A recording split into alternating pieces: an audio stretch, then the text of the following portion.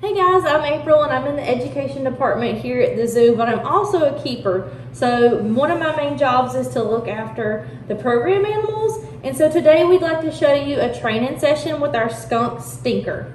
So one of the things we do each time we ask her to join in a training session with us is to either come down or come out of her habitat. So that's what we're about to do now. So Stinker's been here at the zoo for a couple of years now. She actually was somebody's pet, and in their state it was actually legal for them to have her there, but they were actually moving, and they had property in North Carolina, and they decided they had been here before, and they decided that they really would like her to join the zoo and knew that we could take really good care of her. So we jumped at the chance to have her, and she's actually been a really good ambassador for her species. So skunks are actually not allowed to be pets in North Carolina because they are wild animals here, and they are a rabies vector species. So that's just something a few mammals are.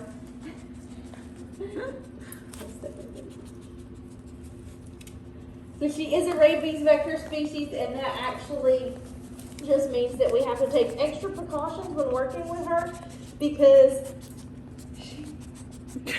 she could be a carrier of that disease, even though it's not likely that she has that. She does get a vaccine every year.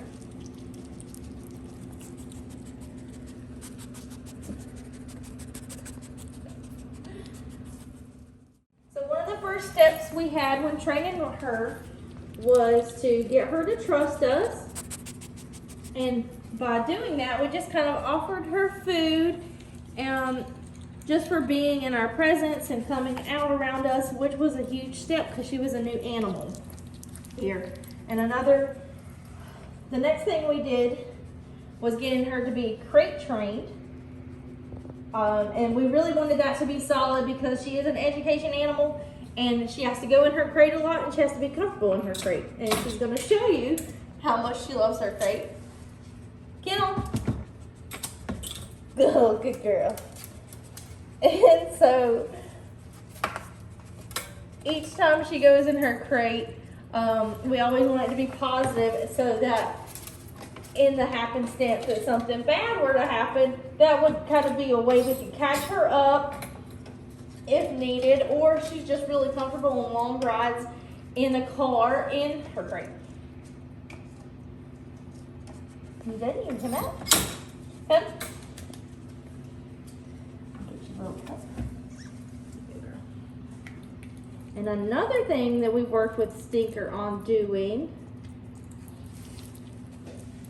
is a sort of a stationing behavior. You go around. Where she holds and she presents her feet so that we can trim her nails. So skunk nails grow really, really fast, but they do have a function of digging. So they're meant to be kind of long, but not super long. So her presenting them like this, we can actually trim them. And so that's just something that helps make her everyday husbandry a little easier so that we don't have to get the vets or somebody else to trim her nails, which would be kind of traumatic for her. So since we can do that in-house, it helps us a lot with keeping her trust in us. You doing your kennel again? Good girl.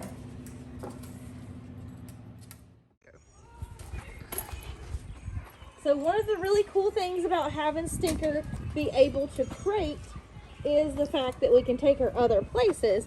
So we actually renovated a little space that we had for her here at the education section we have, and this just allows her to come outside and get some exercise. So she gets to roam around here and dig up some stuff, do some things that would be a little more natural for her. and we can also scatter some of her food. And we also have some of these awesome puzzle feeders that you're gonna probably get to see her check out.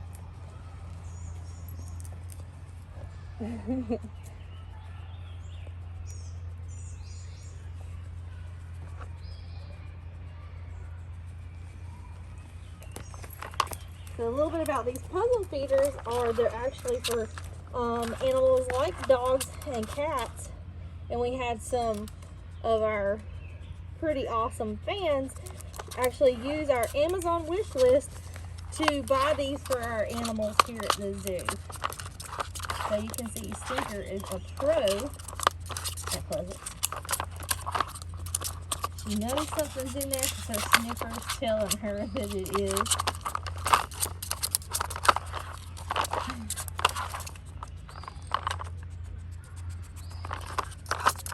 So Stinker is an omnivore, and she would eat a variety of foods in the wild. So we do give her a specially formulated insectivore cow. That's what the little pellets are that's in the grooves. You might can see a little bit. She also eats meat and leafy greens and vegetables, and she would eat fruit if she found it in the wild. And she also loves bugs.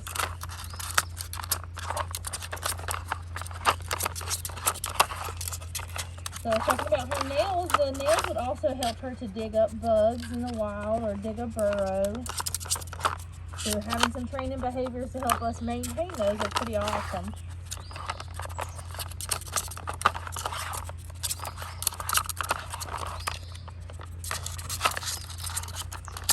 And sometimes they're not the best. Like if this was a new toy and we were introducing it to her, we would maybe have to make it easier, but she has shown to us sometimes that she's really good at it. I'll help her out a little bit. There you go. Oh, sweet.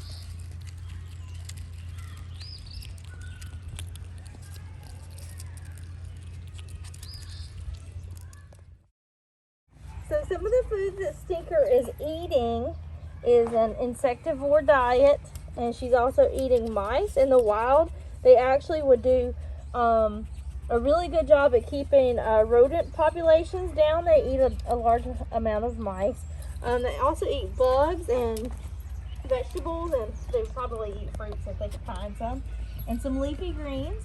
Other than that, they are usually a scavenger. Unfortunately, a lot of times you actually see them by the road and they are actually already probably deceased. They've probably been run over if you do see one.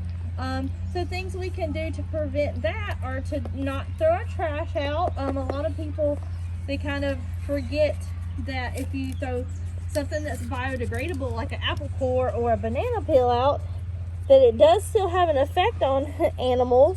It actually draws them to the road.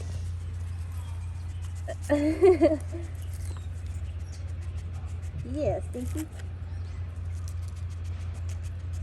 So things we can do to prevent that would be keeping our trash in the car with us until we can safely throw it away in our trash can at home. So I did tell you guys that Stinker was a pet, and so in that process, her sense glands were removed. So it's kind of, a lot of times you can get a dog's anal glands expressed, and so this is a similar process. Those can be removed in a skunk, and that basically removes the gland that squeezes out the oil whenever they're scared, and that is the stinky stuff that a lot of people know about skunks that they use as a defense mechanism. If you can see me, I am wearing a face shield, so some of y'all might have thought that that was for that, but it's not. This is actually another layer of protection because of COVID-19 that we just implemented as another protection for Stinker.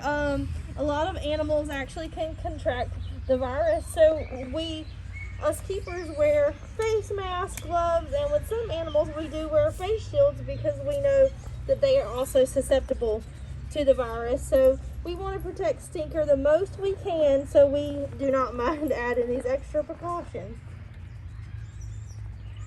And so we are going to ask Stinker to go back home. She's been out a good portion of the day, and so we're going to see how good her crate behavior is going home because she has such a good reinforcement level with it. Stinker, kennel. Oh, she's a good girl. There you go.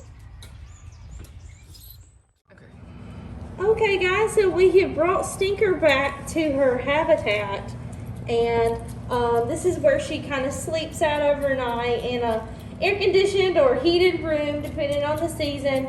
And we really love chatting with you guys and talking about the importance of training and also knowing your pets that you can have and where you live, and also the importance of not littering and being able to help species like Stinker in the wild and prevent any accidents that could happen to them. So we really hope you guys can join in for another creature feature and hopefully see us again, and we can show off all these cool things to you guys.